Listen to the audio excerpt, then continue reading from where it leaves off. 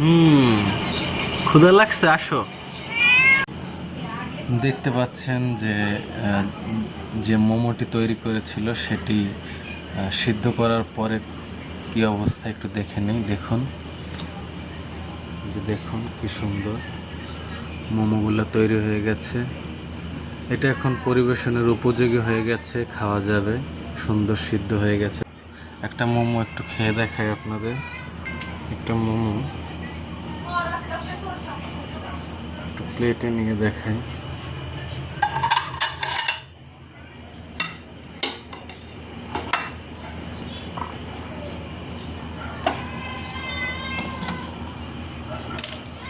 বিড়ালটা মোমো খাবে। দেখতে পাচ্ছেন যে মোমোটা একদম পারফেক্টলি তৈরি হয়ে গেছে। হুম,